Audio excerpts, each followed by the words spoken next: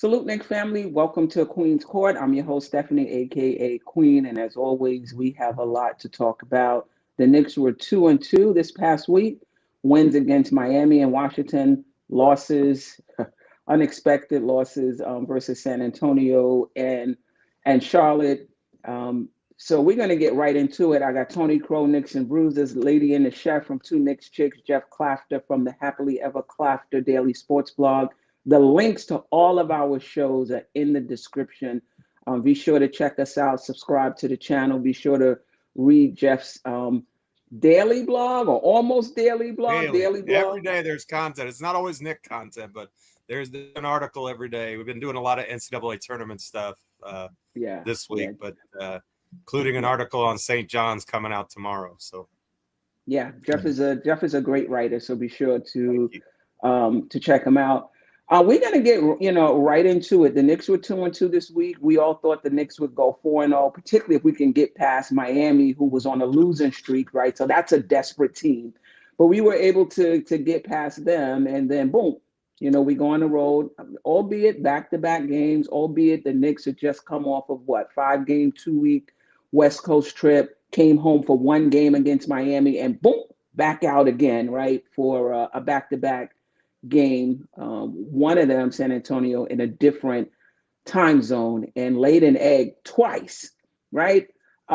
Just your thoughts in terms of what stood out this week, and if you want to just were those two losses more about mental toughness? Was those two losses just the grind of an NBA schedule that just catches up to you? So whatever stands out for you, and if you want to answer that, you can. Tony, Lady and the Chef, Geoff, and then we'll mix it up after that. Oh, I'll go last if you don't mind. No, I don't mind. Lady and the Chef. Yeah, I think that the Knicks losing games to teams that they should be beating, it definitely stings watching that, because you expect. I think that I have an expectation that you should be beating teams that just have been flat out awful this season and have been struggling. And I think part of it is, some of it is the season, but I think that you have to look past that, because at the last leg of the season that it's going to be tough. You're tired, you're exhausted, but I think the way the Knicks played and have looked without Brunson, they look worn out. The Knicks look, they just look dismantled. And, shout out to Diva. She used the perfect word for them. She said the Knicks look like they're unraveling. And I said, yeah, that's the perfect word for it. She said, because it just looks like, it's almost like when you train someone at a job and then all of a sudden they get on their own and they're like, I don't remember. And you're like, oh, we went over this in training. And they're like, no, I need you to show me again. And it just seems like that's what's going on with the Knicks. And I just feel like, what is going on? Because you mean it's, from what it looks like for me, it's basically, from what I'm seeing, is you mean to tell me Brunson is the end all be all? And we've seen good quality play from Cat while he hasn't been there, but you can't tell me that one guy is literally carrying his team on his shoulders. Where are the rest of this roster? And where are you guys showing up in whatever shape or form throughout a game? And I just didn't see any effort. The effort was just completely gone in those games. And I'm like, you got to have the intensity was gone. The effort wasn't there. So I watched those games and I'm like, what is going on with the Knicks? They're literally unraveling before our eyes. And this is not the time to do that. You don't have a major hefty list of injuries like we did last season. So, I just feel like when you don't have your number one guy, your star player in Brunson there, you can't tell me. It's just like how I kept emphasizing, how a lot of Knicks fans are saying, when Mitch comes, we got our guy back, our rim protector. Absolutely agree. But my biggest thing was, Mitch is not the end all be all. It's going to take those other four guys who are on the floor with him to step up and do their job as well defensively. But the defense took a step down. The field goal percentage took a step down. And it's just like, there's still some optimism there. I'm not giving up on my team, but it's just disappointing to see the lack of effort and guys to just look like they've thrown everything out the window from what you worked up to this point to and to make happen. Yeah, I definitely agree. Do you think, particularly this past week, and particularly against those two teams, and I think we can add Washington in there as well. I mean, we beat Washington, but we had a 30-some-odd point lead. They dwindled it down to 4. Who knows if the coach hadn't put the starters back in, maybe they win that game, So I think we should add Washington in there as well, even though, we were able to pull it out.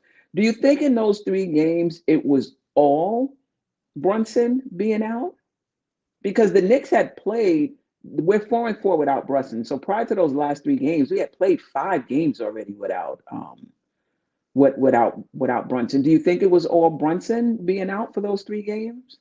Yeah, because there's no one dictating the offense. There's no one constructing what we're going to do offensively. There's no one also who's taking the advantage of teams utilizing his footwork, imposing his will to get to the basket.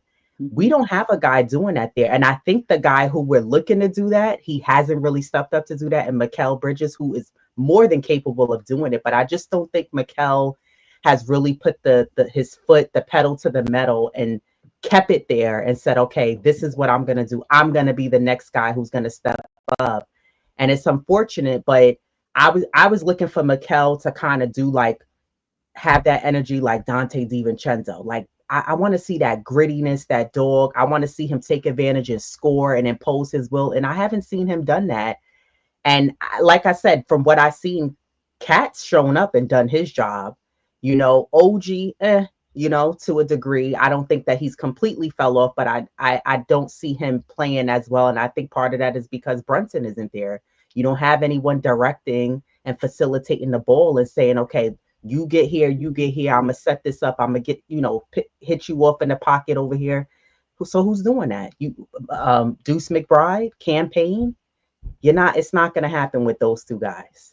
Yeah, and to your point before we get to Geoff, let's not underestimate the gravity of Brunson, right? Which makes it easier for guys to score, right? Without that gravity, we're still looking for you to score, but you might have to create a little more.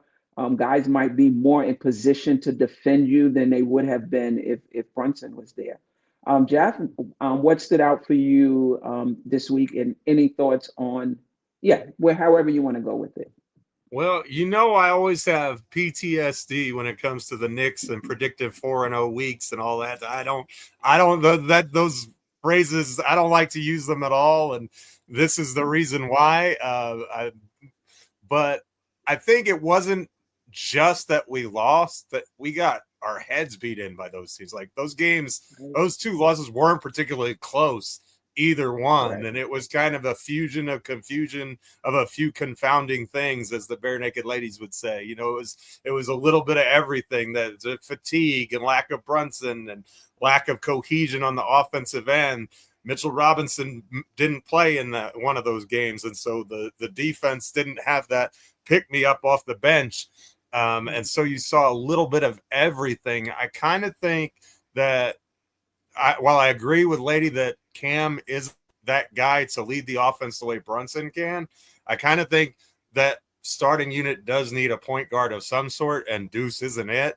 And so to me, I think a more successful, more balanced unit may be one where Payne is at the 1, and so Brunson gets back. If you want to start Deuce, maybe do it in place of Josh Hart. I don't know. I would probably keep Deuce on the bench, even though clearly he deserves to play starters minutes.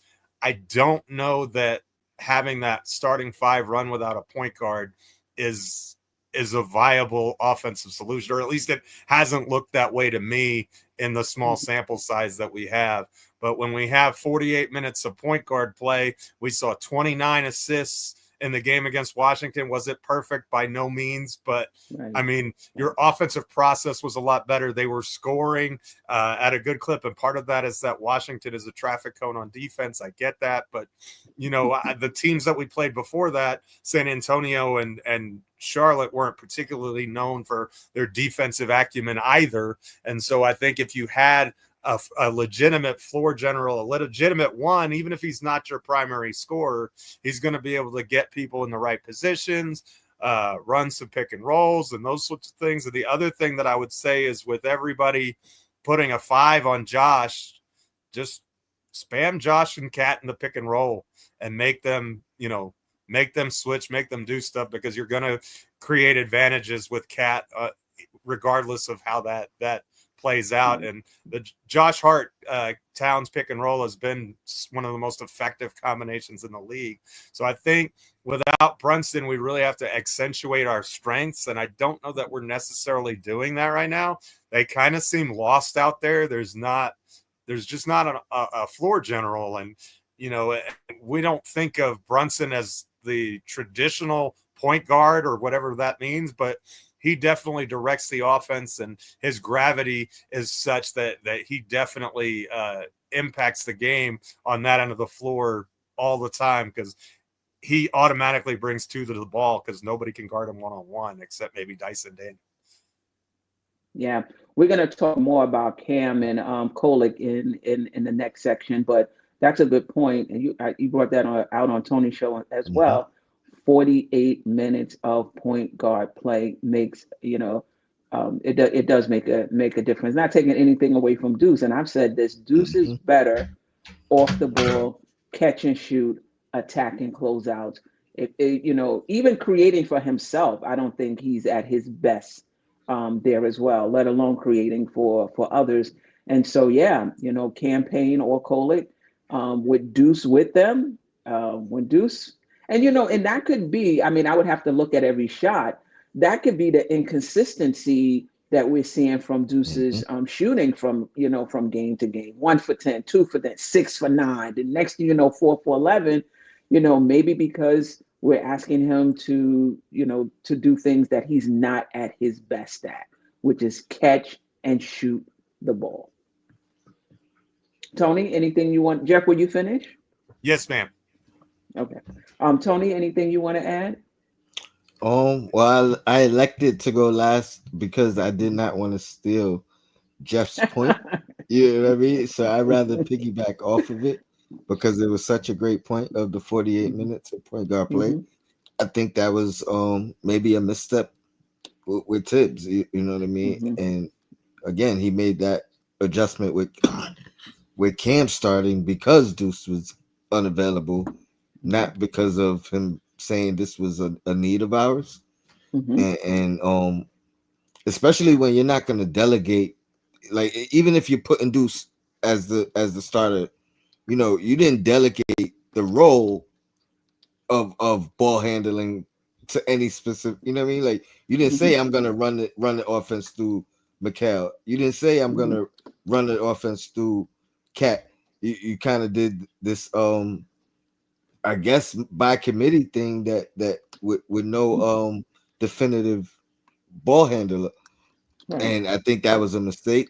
So yeah, I agree when he made the adjustment out of necessity. I think that changes things, and all these guys are better suited, playing off of a lead guard, a lead ball handler.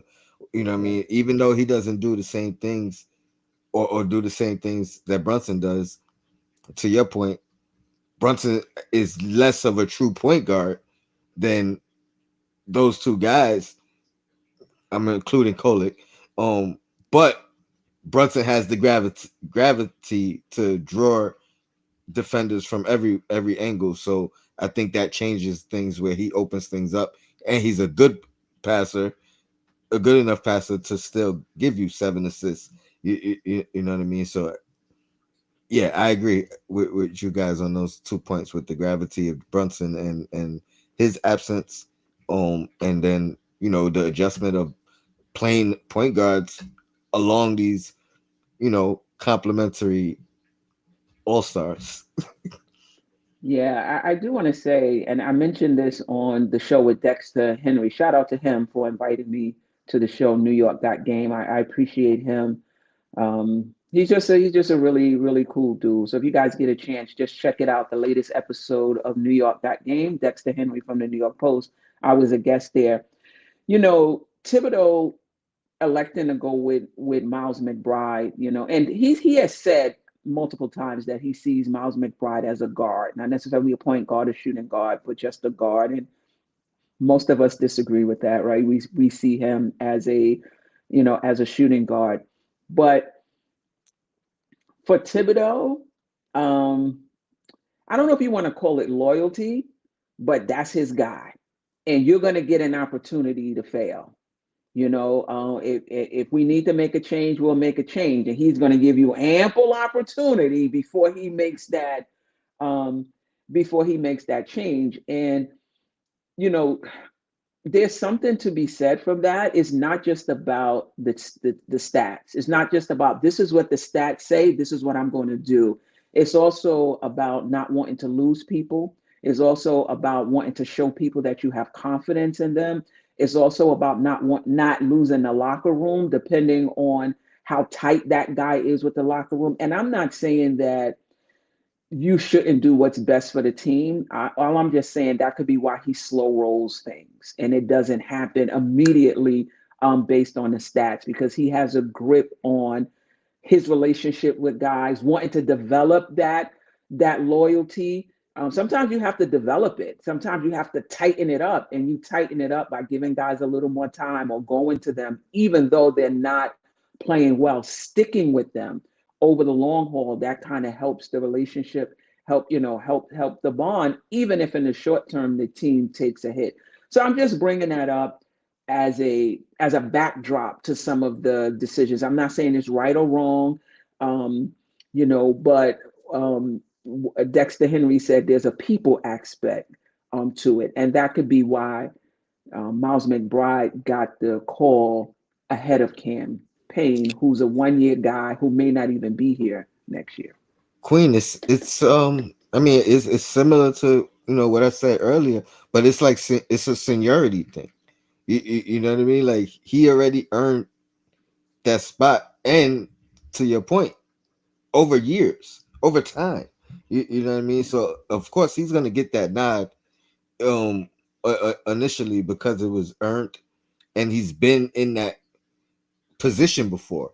You know what I mean? It's not like right. It's not like a Quickly, where he didn't start quickly at the point guard when Brunson went out. You know what I mean? So he started Deuce over the years. You know what I mean? Like when Brunson went out at the 1 or the 2. But when it came to like a guy like Quickly, he never put Quickly in that starting point guard position. You know what I mean? He started him at the 2 if somebody went out. But again, if Deuce was in that spot where he never was already elevated to the starting point position, it may have been easier to say, let me start Cam first. You know what I mean? But there's a track record already there, and he takes his time when he defers from that. Yeah, for sure. I'm interested in, we've talked about this on your show, Tony, but I just want to get Lady and the Chef's perspective on whether or not you think this team is mentally tough, if you saw the 2 losses as a indictment of their mental toughness or not really. No, I think right now they're weak. I think that the Knicks have lost who they are and their identity. I think that you can't allow one player, your leader, your captain, to dictate you not being able. I would rather the Knicks lose, but I saw effort in the game, than to play the way they did. I'll have more respect for you as a fan, as watching you as a team, where we've seen the Knicks plenty of times be down by 20, 25 and fight to come back in games. And even if they didn't win, but the effort was there, the energy was there. And for me, I just feel like the Knicks look mentally weak. They look like they've lost who they are. They started to find their identity. They were starting to play together. And again, I'm not saying these last 2 losses, this couple of losses without Brunson is a wash of the season. That's not the direction I'm going. But what I'm saying is, these are teams that you should be beating. The Spurs, who have been awful. They don't even have their top guy there. And Wemby, you lose to Charlotte, who's been, struggling. And you got guys like LaMelo out there just shooting threes like, he's at a arcade and just shooting and just chucking up shots. So, for me, I just feel like they don't look, the strength doesn't look there, and even I think one of the games I was saying to Divalox, I said they almost look like one of the, I don't know if it was the Charlotte game, guys kind of like from the body language, they kind of look like almost like a day where you like, I'm showing up today to clock in. I'm here for the attendance because I got to get my check, but I'm not really in the mood to play basketball today, but I'm going to show up today. And that's the vibes that I was getting, the energy that I was getting. But the Knicks, to me, just don't, they have to find a way to regroup, find composure, and get back on track of winning. And again, even if you don't win, I'd rather see you put forth that effort, and lose in that fashion than to like, you just looked all over the place. They looked a hot mess, those 2 games. I'm like, what's going on? What team is this? Yeah. Geoff, do you think Tom Thibodeau should have, go ahead. You wanted to say something, Tony? I was just gonna say, because of the timing of those losses and that going on with the discussions that were in the few shows that I did and were on in that time frame, and a lot of people, like, it seemed like the Tibbs talk was the heaviest right in the middle of that. You know what I mean? I'm not even during, like right before that. And then those 2 losses, it definitely, and like you said, including that Washington game, because I ain't gonna lie, I was ready to crash out. It looked like they was gonna blow another one or lose another one, but after being up 33 points, I was like, oh, if they lose this one, you know what I mean? Like, how can I really come on here and defend Tibbs as I've been for all this time? And so that was the first time it started to put a little bit of a question mark on, or maybe some validity to the question of did he lose the team, or is he losing the team, and things of that. So that was the first time it even cracked my my mental in considering that being a option of what was going on. Yeah, we could definitely get into that. I do want to ask you and Geoff and Lady&TheChef too. Do you think in that, particularly the Charlotte game, that Thibodeau should have extended the rotation some, and extended the rotation or extended the minutes of some of the bench guys? Geoff? Well, I mean, they should have done something different because what they were doing wasn't working. I kind of think that they should have, just for the simple fact that it was their 7th road game in 8 days. And I just think it's probably a good idea to get some fresher legs and bodies on the floor. I'm not going to use injuries or fatigue as an excuse. Like, we've seen the Knicks come out and win these types of games. But I think that would be the exact opportunity to get some of those younger guys, or different guys, or more minutes, or just rely on some of, some of your other players, I guess. But the other thing is, we don't get consistent performance from our bench a lot. And when Deuce is in the starting lineup, like, you could see the whole bench have 5 points, like, legit. I mean, like, if Payne is off, you get Landry Shamet is, you don't ever know what you're going to get from him, so there's no consistency on those in those players. And then, we love Tyler Kolek, we love the rookies, but can you honestly say with confidence you're going to get consistent play out of them either? I mean, so I think when it's not working, it's easy for us to say, well, yeah, it didn't work, so you should have done this. But then if they had done that and that didn't work either, would we be criticizing him for not playing those guys? I don't know. I'm not going to sit here and play Monday morning quarterback because, the players are just responsible as the coach. I mean, they're the ones who are supposed to go out there and give the effort. And so I'm hugely disappointed in both losses, but I'm not going to play the blame tail on the donkey game at this point. I don't think it's a full enterprise.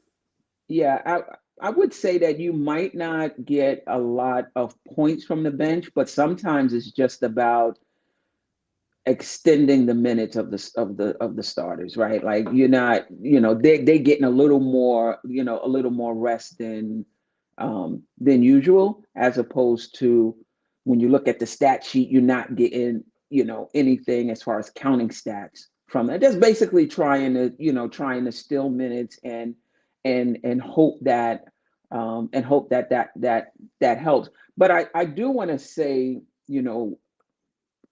getting on the Knicks about their losing streak and the Washington game, I think that's fair, but it's not an excuse, but it is part of context, and just in terms of being road weary, being physically tired.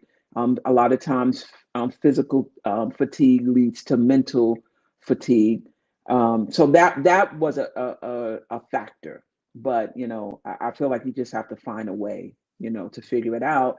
And I do think Thibodeau could have extended the rotation a little bit. Now, would that have made a difference? Like, let's say you gave Beauchamp, 6 minutes, and Josh Hart would have only played 26 minutes. Would he have not been road weary or fatigued? He may still have been. No way to know.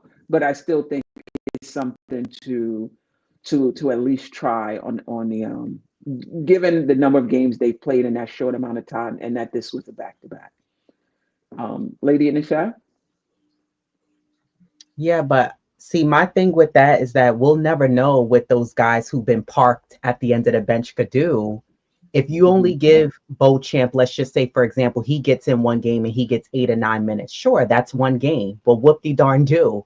We won't know what he can do unless he gets consistently put into a game. And that applies for Kolek as well. I've been saying this since the beginning of the season that I would like to see Kolek get a good amount of minutes, because I personally think he's better running the point guard. His defense still has a lot of work to go.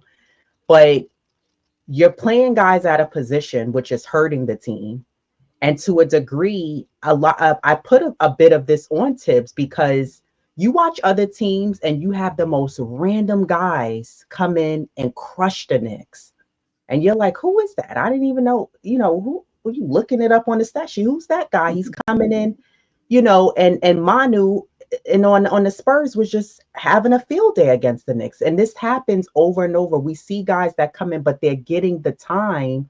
And I think with Tibbs, sometimes that can hurt us as a team. You hurt the roster when you do that, because I don't think that this roster is a bad roster. I think the Knicks have more than enough talent. But if you keep guys parked on that bench, you'll never know what they could do if you don't give them the opportunity to get. I'm not saying every game, but some games you got to give them flash minutes here, 5 minutes here, 6 minutes here, maybe give them 7 minutes here. If you do that, allow them to make the mistakes, because again, I always refer to for last season, we got very lucky that Brunson was healthy the entire season. But, and then we got lucky that we had Isaiah Hartenstein to back up Mitchell Robinson. But you need to have those guys ready in case you have a man down situation. God forbid Josh Hart goes down, OG Anunoby. Putting them in the playoffs, now they got to be ready and be on, and that's too much. But if you play them now throughout the season, or even at this last leg, now if you need to utilize them in that first round, for a couple of minutes here and there, you never know who can be an X factor for this team.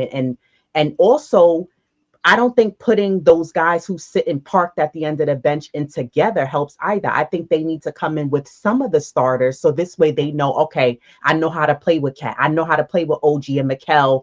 I can get it on the floor and play with them. So I think that that's what needs to be done. And just keeping them sitting there, and Tibbs with the arms crossed looking at the end of the bench, knowing damn well he's not putting them in. You have to put those guys in and get them the opportunity, so we can be that team when we're playing against other opponents, who teams can be like, yo, who's that guy? He just coming in here doing whatever he wants to do. So I think that's some of the what we need to see is those guys who sitting at the bowl champs, the Koleks. Has Tibbs raised some of the trust? And you see Shamet has been getting more minutes. Guys like that Payne have been getting more minutes, but I don't think that's enough. That's just a slight extension of the bench. Yeah, I mean, listen, in all fairness, for Mahmoud Shelif, he played 19 minutes. The Knicks have players who get 14, 15, 19 minutes, and they don't turn up like that. So, I mean, I hear what you're saying, but we have to also keep in mind, if you're going to give guys consistent minutes, that means you're taking minutes from other guys as well. Everybody can't be in the rotation. So if you put in Kolek in the rotation and you put in Beauchamp in the rotation, now we're talking about an 11-man rotation. They only get in 5-6 minutes if you're moving into 11. So I agree in spot minutes in terms of trying to buy the starters minutes, but the rotation can only be but so big. But I think in the beginning of the season, I don't care about. I'm not gonna say I don't care.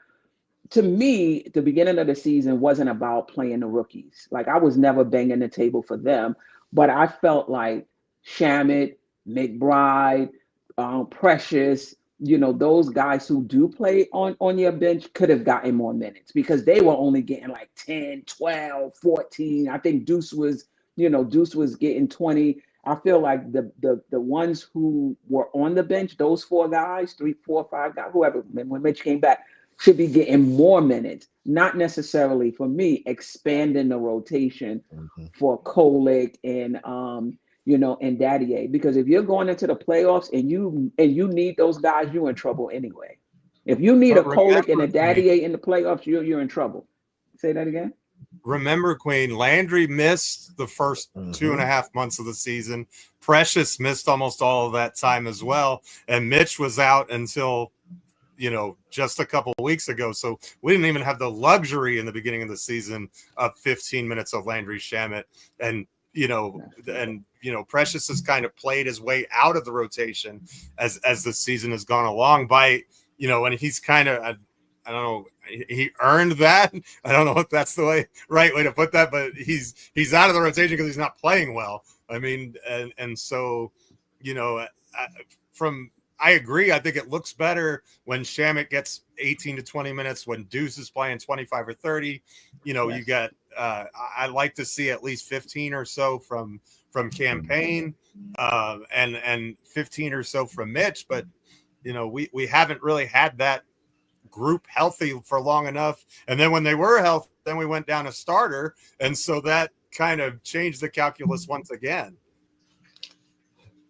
Here's what I'll say. I agree. I think everybody's right. I think you're right, Lady and the Chef. I think he had the opportunity in the beginning of the year, when Shamet was not on the team, when Precious was out, you know what I mean? But even then, that seniority went to guys like Sims, right? Like you could see the transition from Sims to Huck Porty. So in that sense, everything kind of played out the way Tibbs does what he does. You know what I mean? It looked like early in the year, it looked like Tyler was going to get some spot minutes. You know what I mean? Like, we've seen him play early this season, whether it's a blowout win, a blowout loss, or just even in some spot duty throughout the year. But I agree with everything you said, Lady and the Chef, because one of the biggest things with Tibbs for me is the fact that he makes his changes by necessity. He waits until the last moment where I have no other option. I have to give this guy minutes. You know what I mean? And again, I live with it because I understand that's who he is, but I don't agree with it. You got to find a way, especially early in the year, because now these are more precious minutes. These are more important minutes. You know what I mean? So I think he tried it a little bit early in the year. You know what I mean? I think he had more opportunity to do it early in the year. Now it's like crunch time. Now it's down to that by necessity. Brunson's out, Deuce is out. All right, Kolek gets the shot. But it's a lot more risky to change that now, and I don't think Tibbs does, because he is, you know what I mean. He has his game plan. He sticks to it. So it's like you gotta either respect it and disagree with it, but respect it, or you know what I mean. Like, to me, arguing over it or expecting change is just gonna drive you drive you crazy. But you know, let me ask you a question, Tony. So would you have in the beginning of the season shortened campaigns minutes or shortened Deuce minutes to give Kolek some early season minutes? Because we're not gonna. I'm pretty sure we weren't gonna shorten Brunson's. Not at all. I mean, I think he did a great job this year with Brunson's minutes. You know what I mean, and where they are. So I really have no complaint about that. And that's another tough part with Tyler in particular, because Brunson's minutes was already down. I think Deuce missed time off and on all year long. You know what I mean? Like, so he seized some opportunity. I don't think he took enough advantage of the opportunity given. It's really some of the other guys that I think he really dropped the ball on. You know what I mean? Because these guys were heavy minutes. Deuce, I mean, pardon me, OG and Mikal, those were the guys that he needed to figure out a situation to get maybe a Dadier. You know what I mean? Even a Huck Porty earlier. You know what I mean? Like, those were the guys that I felt like he missed the ball on, especially considering top 2 in minutes. You know what I mean? Like, all the narratives that kind of just reared they you know what I mean, reared their head recently, and so I think he missed. Those were the opportunities he missed. Not necessarily Tyler. I thought it was going to be tough for him regardless. Cam's a veteran, and you know what I mean. He's been through all types of situations, been through, you know, finals, playoffs, whatever the case. So I didn't think Tyler was going to leapfrog him without you know, he would have to do something incredible to kind of leapfrog him, especially knowing Tibbs' process of, you know, pecking order and things of that nature. So not for Tola, but find a way for OG and Mikal to get 5 less minutes, 3 less minutes a game.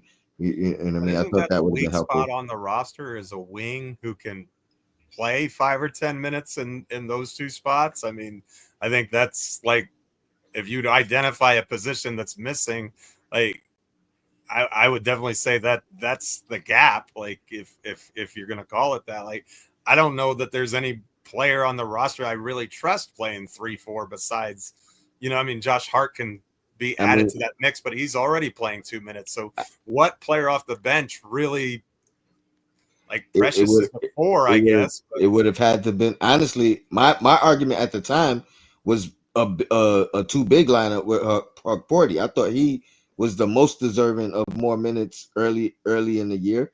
I thought that would have been something that could have looked well, where you put him at the 1, put him at the 5, Cat at the 4. You know what I mean? Everybody could slide down, and then you got Deuce that could relieve a Mikal. You know what I mean? Deuce can. And this is with Sim was still on the team, so you would have did that over Sims. Basically, 100%. Play him over Sims. 100%. Okay. All right. And Dadier, you know what I mean, in more of a spot duty, because it was a position of need. I thought he had a more likely chance of seeing the floor over Tyler, even though I thought Tyler was more ready. But that was based off of position. Yeah, I mean, I think we have to. I don't think any of us, everybody will agree on this, and I don't think there's a right answer to this. Right? There's some coaches who will, you know, groom their bench, put some guys in here and there because they may see them, they may need them down the line. And Thibodeau is not the only coach that doesn't do that, where young players have to wait their time. I know whenever we talk about Tibbs, it's like he's just doing something nobody else is doing, but that's not the case, right? There's other coaches who do it that way as well. I would not have wanted to play. Daddy A is not ready, and even in the G League, you could tell he's not ready. So he would not be somebody that I would be putting in, hoping to groom him because we might need him in the playoffs. I'm not trying to groom. This is just me. I'm not getting on any coach who is not with grooming a rookie to play because they might need them in the playoffs, right? For any coach who feels like if I need a rookie in the playoffs, this season is over anyway. I'm not going to get on any coach where that's their philosophy, right? And Daddy A would not be somebody I would have been pounding the table for. And Thibodeau is not playing Huck Porty over Sims, right? That's just him. He's going to give Sims every opportunity till it's like really clear. We need to make this change. In terms of campaign and Kolek, Miles McBride may not play tomorrow. So Kolek is going to get more minutes against better teams, right? So I think this will be, if McBride is out all week, we're going to get an opportunity to see Kolek all week. We'll get a chance to see him against Dallas. We'll get a chance to see him against the Clippers, who are a good team. We'll get a chance to see him against Milwaukee as well, right? So we'll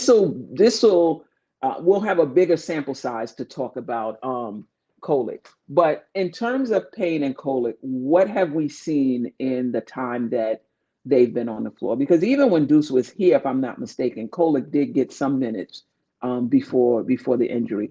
So what have we seen from either Payne or Kolek that you like, and what do you want to see going forward? Lady&TheChef, then Geoff, then Tony.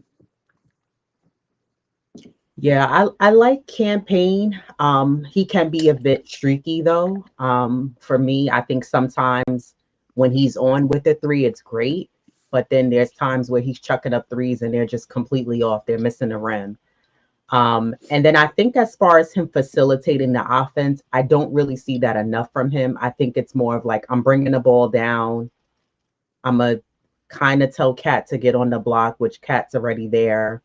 And then I'm going to attempt to get him the ball, or I'm going to swing it. I'm going to run a little bit to whatever side of the top of the key, and then I'm going to go back and grab the ball.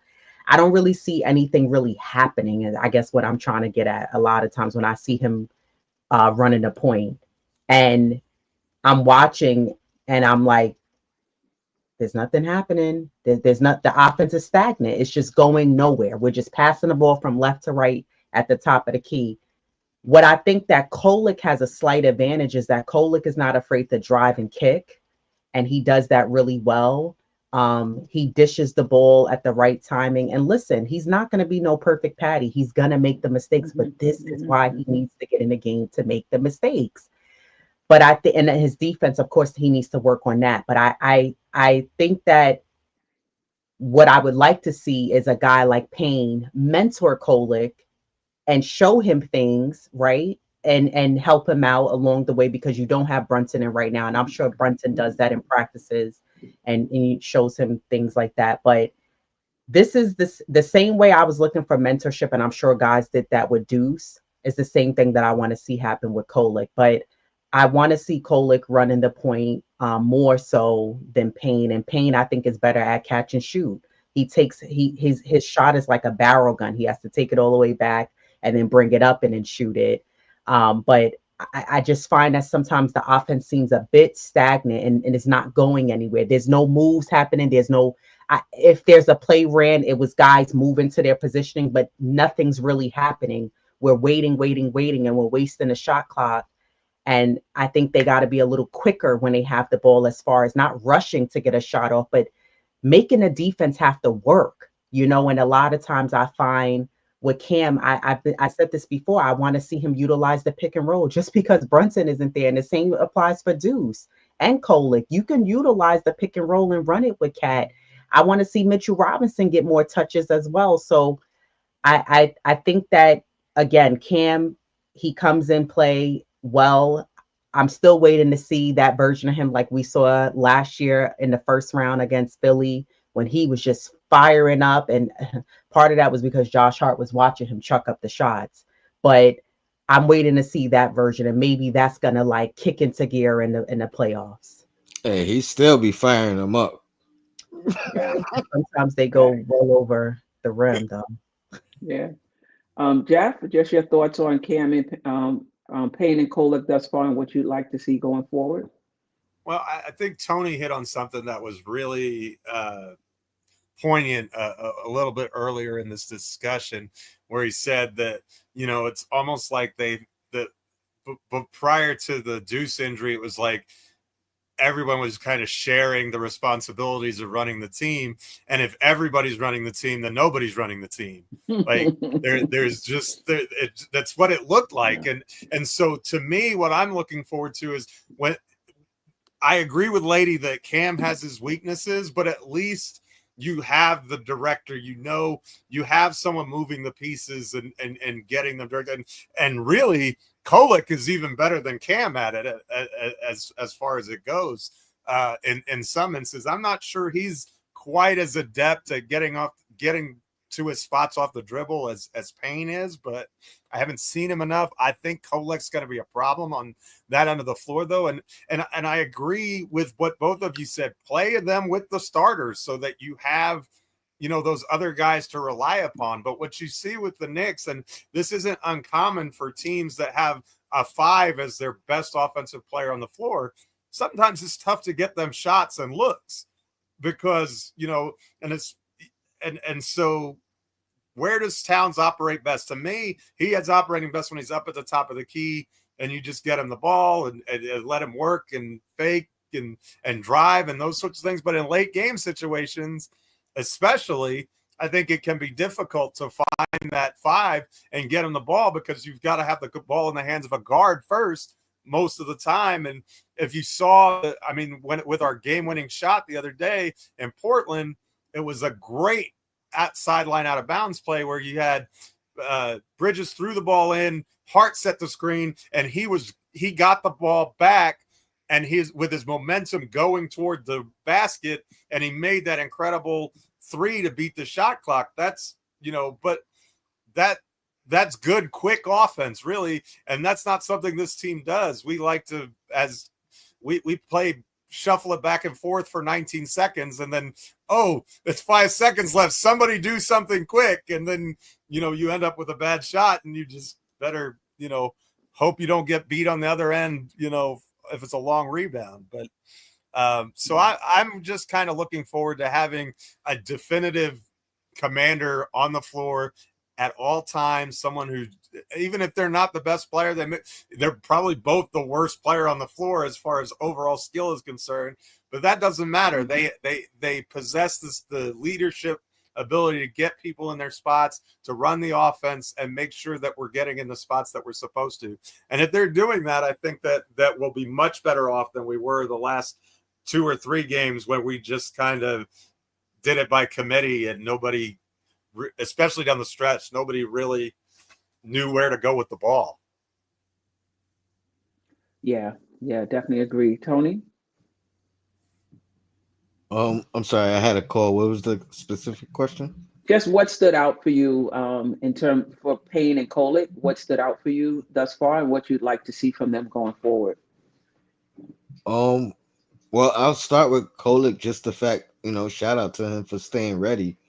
But the biggest thing for him is the biggest thing that gives me confidence in him moving forward, even though he has limitations defensively and his shot might not fall or whatever the case, is he don't make mistakes. He's out there and he don't turn the ball over. And I think that's one of the biggest drawers that could actually keep him on the floor.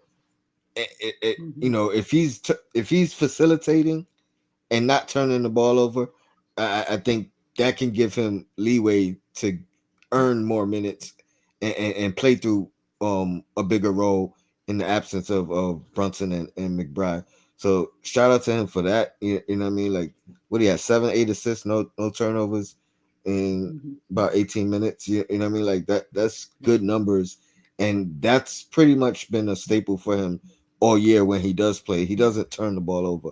So basketball IQ, I think that I would even give him an edge in the basketball IQ area, from Campaign. You know what I mean? Obviously, Campaign has the experience that allows him to, play that role in a pinch. But yeah, that basketball IQ, I think that holds him. That's going to keep him in the game. Cam, this is an opportunity for him as well. You know what I mean? His minutes have fluctuated all year long. Now he's got a definitive role in the absence of those two guys. I want to see more balance. You know what I mean? Like more IQ. Pick those shots. When you have a green light, or when you you don't find a shot that you don't like, you know what I mean? Now it's really about being more selective and picking the right ones. You know what I mean? Because we know you got the confidence to shoot it when you're open. You know what I mean? But now you gotta figure out, is this a good shot right now, or do I need to find a better shot? Do I need to find a better option? You know what I mean? Are guys under the rim right now? So even if I shoot this shot, you know what I mean? Are they able to go get that rebound? Because that could be the reason it's a bad shot. Nobody's in position to rebound. So for me, that's what I want to see. And I think he's been up and down in that area. You know what I mean? But I would still give him a plus grade. You know what I mean? I'm just kind of pinpointing what I want him to work on, because he has the confidence to put him up. Just be a little bit more selective, and I think he's fine. I love him in the pick and roll. I love his facilitating. You know what I mean? I think, like Geoff said, those two guys at the point, it doesn't have to diminish Deuce's role if he comes back. You know what I mean? I think it only benefits Deuce, because now he could go and play to his strength, like you mentioned earlier, Quinn. So yeah, kudos to them. I like what I've seen in that game. In terms of minutes distribution, 48 minutes, providing Deuce is not back and is not playing the point guard, what would you like to see? What splits would you like to see? I'm not mad. I'm not mad with the 18 for Kolek. I think he could have played more. I'm not going to go and say an even split right now, but I would say 18 minimum with the option to for him to get more if he's playing the way he played, because I think he could have played more minutes last game, especially in that second half. Yeah. Geoff, and then Lady and the Chef. I'm going to borrow a phrase from our coach. Let the game dictate what you do. Like if Kolek's playing well, don't hesitate to play him 24, 25, 26 minutes. If the rookie is struggling, then you rely more heavily on the veteran. As long as you keep one of those two out there, unless they're like both struggling mightily, which, is possible, I guess. But I think just whoever's playing better, give them a little bit more of a minutes boost. And if the other one, and if they're about the same, then split it 24-24. I just think let the game decide who gets the most minutes, because I think that encourages them too. If if you're having a good game and you're in your bag, and well, I'm in my bag, coach is going to ride with me, then if I make a mistake here or there, then I know I'm good. Whereas if I know that, if I make a mistake, I might get pulled and I might only play 10 minutes instead of 18, then you're going to play with more hesitancy, and that's not what we want to see, especially from the rookie. You got to give him a little bit of leeway to make a mistake, as Lady has been saying. But I think even if you make a mistake and come out immediately, I don't think that's the issue. I think the issue is, do you get back in? That's the thing. Like if you come out and you don't get back in for the rest of the game, I mean, but if he takes you out and we're like, listen, we talked about this, we practiced this, I need you to be a bit more focused, and then you get back in the game, I'm not sure there'll be a drop. That's a great point. And confidence. Lady and the Chef, what's the split you would like to see for point guard minutes? I 100% agree with Geoff. I think that you have to ride with who's playing well, depending on the game, right? If Kolek is having a great game and Payne is having a great game, keep them in. And I hope that, and I'm sure Tibbs, well, I hope that he took heed to McCall speaking to him and saying, you know, when he used, for example, if Shamet is having a good game, leave him in. You're parking guys on the bench for what? If they have the hot hand, leave them in. And I think that says that's true, going back to what Geoff said, because I noticed as of late, while he's still very much needed, Josh Hart, I think he needs a couple of less minutes, you know, 3 to 4 less minutes in a game, just because he's been looking a little sloppy, you know, silly, stupid fouls, guys that's just literally making a layup. I'm not sure why you're fouling them under the basket. It's one thing when you see Shamet do it and it's still inexcusable, but Josh Hart, I think it goes back to what Tony was just reiterating with Payne. It's the basketball IQ. Like, the turnovers and the silly fouls. And I'm just like, maybe sometimes when you put a player, and it's not sitting them down, but give them, you know, 3 to 4 less minutes. So this way, when they're sitting on the bench, you should be watching the game so you can see, okay, where I can make my adjustments when I do get back in that game. And, you know, I think that that's the case. If it's OG and maybe he's having an off night, you know, cut his minutes down, maybe 5 minutes or 3 to 5 minutes, and give whoever else has the hot hand and let them play those extra 3 to 5 minutes that you have him sit. So I think that that's what I'm looking for Tibbs. Like, if you have a guy who's coming in, if Payne is hot and he has the hot, let him rock out. Let him keep giving him burn and let him play the game. But, you know, I think that that's the adjustment that I want to see as far as the minutes. Like, I know that there's a certain rotation and a number of guys that Tibbs is going to play. But I think that if you have guys that are just not hot or they're off, sometimes you got to say, all right, well, I'm going to rock with him and I'm going to let him do his thing. And he's going to keep continuing to produce throughout the game. And then you just cut down. Nobody's saying the drastic and make Josh go to 25 minutes. But instead of playing him 40, 42, maybe you have him play 36 minutes, you know, maybe 35, maybe 37 minutes. And that way Josh can catch his breath. You're going to need him because guys, we know the Knicks are known to get very fatigued after that first round. They get very winded. So you want to have guys to have fresh enough legs to be able to compete. But I still stand by playing guys in this last leg of the season now and, you know, making things happen. Yeah, I mean, that also has to be balanced by trying to hold on to that third seed as well, right? Indiana has won, I think it was 4 straight. I think the Knicks are up. Is it three games on them? And then they're up 4 games on Milwaukee. The Knicks have the 5th hardest schedule to close out the season. Indiana the 14th, if I remember correctly, and Milwaukee the 21st.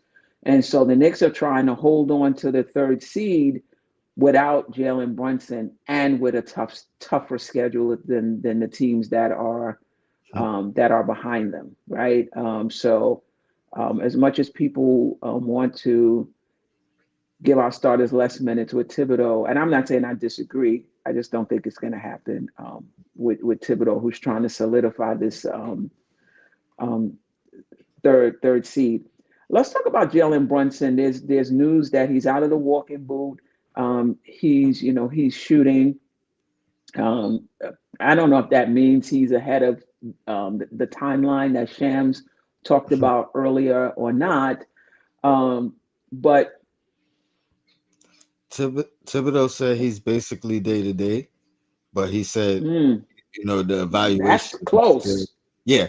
Day to day is pretty close. That's what he said, but he also said, you know, they're not doing anything until that evaluation date, which is next week. So he may be ready to go right after evaluation. But he is doing drills and he's shooting and doing pool work and bicycle. You know what I mean? Yeah, and Ian Begley, I believe, said that, you know, everybody wants Brunson to be 100%, you know, when he comes back.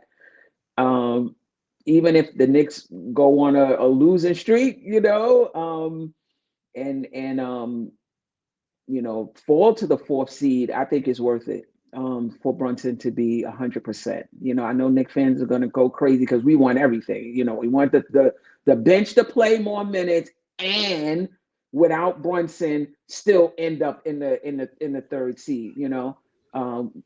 Hopefully we're able to do it. But for me, I'm willing to lose games and even lose a seed if that means Jalen Brunson is 100% for the playoffs. What's your thoughts on that? I hope he gets back and he's 100% so that he can be eligible for postseason awards as well. I'm not saying that I would push him to come back. I just hope that he's 100% and so he can be eligible because he deserves it. Lady and the Chef, just your thoughts on Brunson possibly returning soon. I'm in no rush. I say take your time, just because I think one of the things that scares me is that Brunson comes back. God forbid someone's big ass foot is under his foot when he lands from a three, or just him going to work with his footwork and, maybe he's not all the way there or he re-injures it. And then Brunson tends to have that, he holds that, I don't even think it's necessarily just the captain role, but Brunson has this, and we saw this last year where he hasn't done it much this season, but we've seen glimpses of it. He's had games where he wants to win so bad. So he'll rather try to carry the team on his back instead of you have four of the guys playing with you. And he's like trying to be the hero.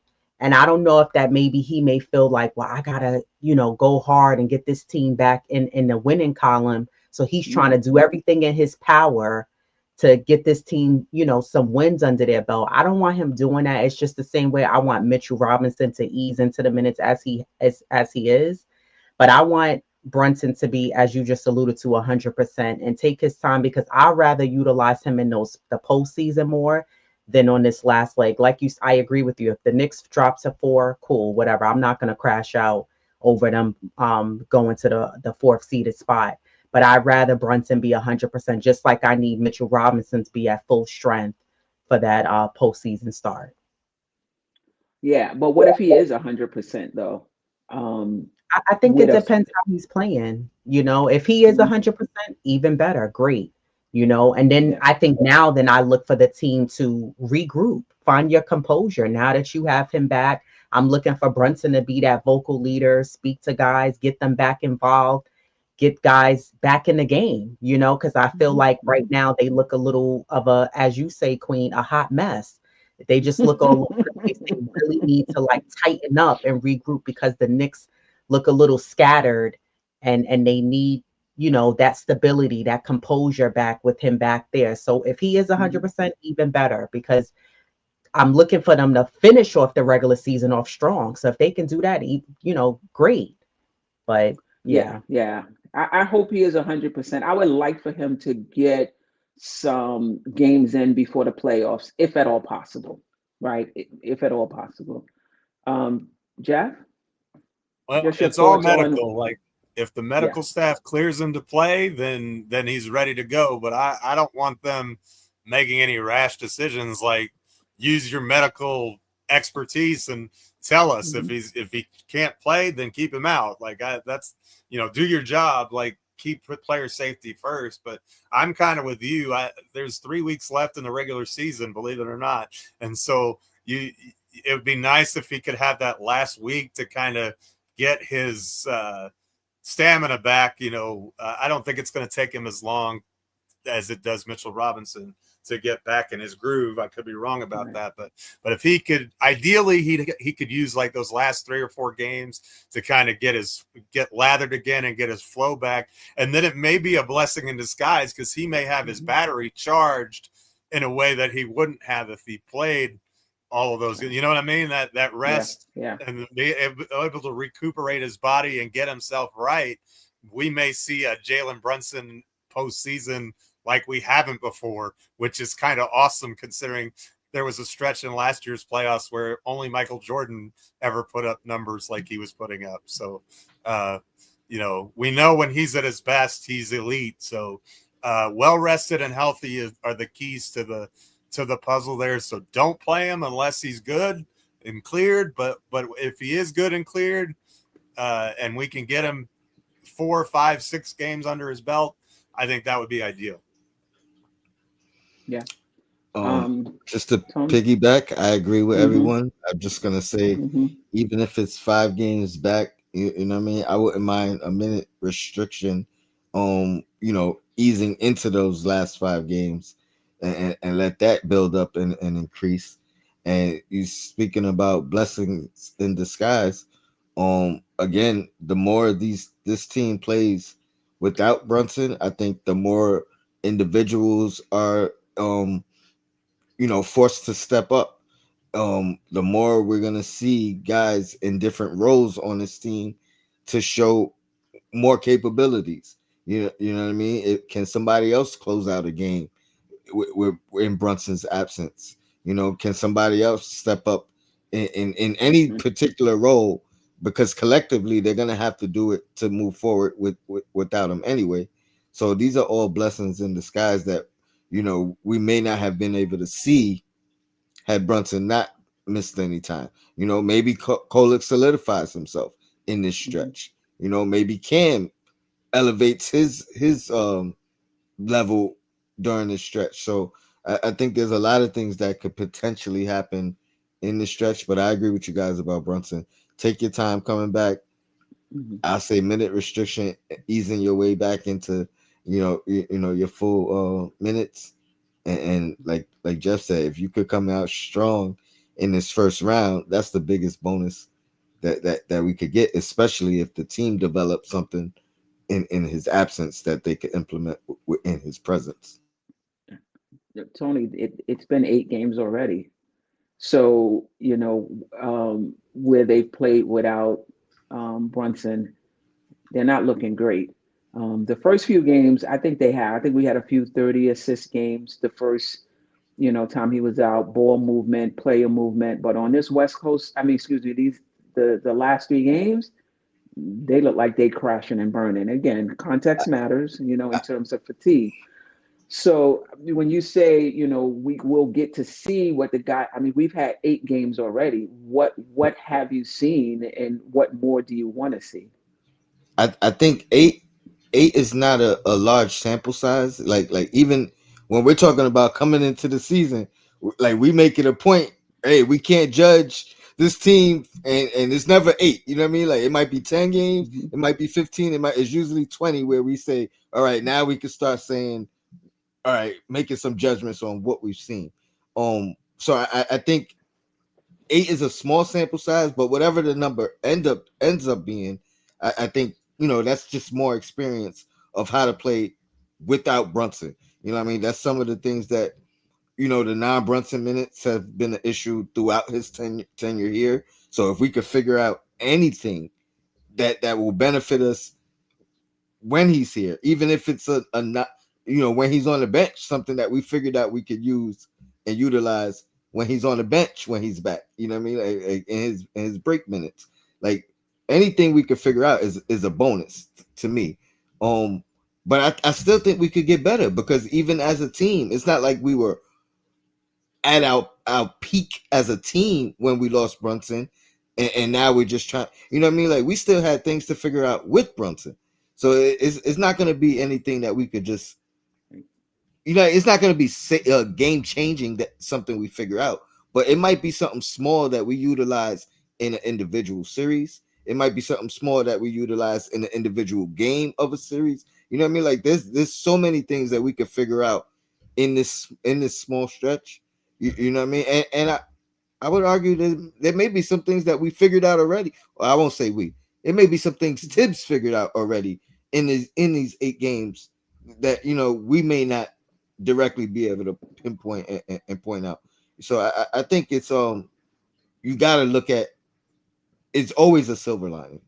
You know what I mean? Brunson, I want you to be 100%, but as quickly as you can get back to 100% and get back on the court, I'd appreciate it. We got work to do, and all these guys getting these other minutes and whatever. That's great, but Brunson stirs the drink, and that's just the the bottom line. And we need him back as soon as possible. I've seen enough, of the guys that's out there, and they're working hard. And they're doing what they They do. I'm not taking anything away from them, you know. But Brunson, be 100%. I'm not trying to rush you. Be 100%. But as soon as you can get back, I'd appreciate it. You know, and the Knicks aren't going to rush them back. I know somebody was saying in the chat, you know, about him being 100%. You know, from what I've heard, there's no one in the organization. Everyone in the organization appears to be on the same page about Brunson being 100% when he comes back. They might have to save him from himself now. If he lying to the medical staff when they doing their assessment, what what are they going to do? But I'm sure it's going to be more than just what he tells them. I guess we touched on this already. Does it matter what the seed is?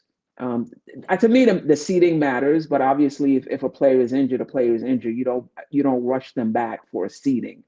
But just your thoughts on the seeding. Is it important for the Knicks to get the third seed? Is it important for the Knicks and the organization to win 50 games? Tony? Well, number one, like you just finished saying, I think number one is health overall, and then let the chips fall where they may. And I mean, after that, I think that's it. It's just health, and wherever we fall, we fall. I don't care about matchup when it's concerted seeding. You know what I mean? Ultimately, if health is great, now the next thing is win as many games as you can. You know what I mean? That's the next thing. And then let the chips fall where they do. I don't care about the matchup after that, because if you don't face them now, you gotta face them later. You know what I mean? Like whatever it is. I guess you don't care if you have like a soft schedule going into the finals. You're gonna take it, but it's also a little bit more meaningful if you beat some tough teams along the way. If you go through those tough teams along the way, that might be what you need to get through the next opponent. As opposed to a easy route in the playoffs, that might not teach you anything. That might not help you moving forward. So let me ask you this: when you say just be healthy, are you saying like don't rush Brunson, for example, and risk his health, or are you saying 100% seeding doesn't matter? Just sit everybody down. Just make sure everybody is rested, and whatever seeding we get. No. I'm saying if Brunson's not healthy, not 100%, sit him another day. Sit him until he's 100%. That's what I'm saying. By all means, I'm not saying sit the starters, let them rest, get the bench unit more experience, and wherever we land, it is what it is. I'm not saying that, but assuming everyone is healthy, win every game you can. If you got to sacrifice games for health in the playoffs, that's you do that first. You get healthy first, and then you deal with the seeding as it falls. Okay. Geoff, your thoughts on seeding 50 games? Well, my thoughts are this: the most important number for the Knicks right now is 3, because any combination of Knick wins and Hawk losses that add up to the number 3 means that we are guaranteed a spot in the playoffs, seeds 1 through 6. That's step 1. So that is highly likely. I mean, it would have to be the sky would have to fall for us, and Atlanta would have to go on a bender for that not to happen. So I'm fairly confident that that's step 1. Step 2, secure home court advantage in the first round, because I think if you fall to 5 or 6, I don't like if there's a potential game 7 having to play on the. Not that we've been bad on the road, but I would much rather have that game at MSG than not. So as far as seeding's concerned, I think 4 or 5 could be a blessing in disguise, because if you can get out of the first round, no guarantee, that means you wouldn't have to face Boston until the Eastern Conference Finals, which just from a matchups perspective, I think not that Cleveland is a pushover. None of the teams 4 through 6 are pushovers either, but just from a straight matchup perspective, I think your likelihood of reaching the Eastern Conference Finals is greater if you're on the Cavs half of the bracket than it is if you're on the Celtics half of the bracket. Can I ask you a question about that? Yeah. If we face the Cavs in the second round and we lose, is that more of a disappointment than if we face Boston in the second round and we lose? I'm not really sure that either is necessarily a disappointment, because you're the lower seed. You're expected, like, the top 2 seeds rarely lose in the NBA playoffs. So I think that at the beginning of the year, the expectation would have been we lost to Cleveland in the second round. I would have said yes. Given the context of how well they've played this year, I'm not sure that answer would be the same. I'll be disappointed either way. I actually want to see the Knicks go as far as they possibly can. Right. I just think about if you're thinking about reaching if it changes anything, a second round loss to Boston as opposed to a second round loss to Cleveland, because most fans do agree. Oh, I'd rather face Cleveland, but is that because of a belief that we should beat them, or a belief that we can beat them? You understand what I'm saying? I can't speak for everybody, but for me, it's the idea that we could, or we have a better likelihood, as strange as that sounds, because they were the best, but they don't have the same playoff pedigree and experience that Boston does. Boston knows what it takes to win the championship. We're going to be heavy underdogs either series. Let's be perfectly clear here. I'm not saying that we're going to sweep the Cavs. The Cleveland is a difficult matchup. I'm just saying that if you're telling me Cleveland or Boston, I think we have more answers for Cleveland than we do for Boston in a playoff series, because Boston's just a bad matchup for us. I mean, we haven't played them in a close game yet this year. The first time we played Cleveland, we were winning at the end of the third quarter, and we didn't play a stitch of defense in the fourth quarter and lost the game. Now, obviously, the game right after the All-Star break was, not pretty at all. But and here's the thing: if we lose either series and we're not competitive in any of the games, that's a problem for me. Then I have issues. Then we have to examine roster construction, the coach, all of those things. But if you're talking about we lose Game 7 in Cleveland by a couple of points, I'm going to be disappointed. But I'm not going to sit here and say that we did, that the season was a 100% bust either. I mean, I think sometimes you have to have those painful series to take the next step.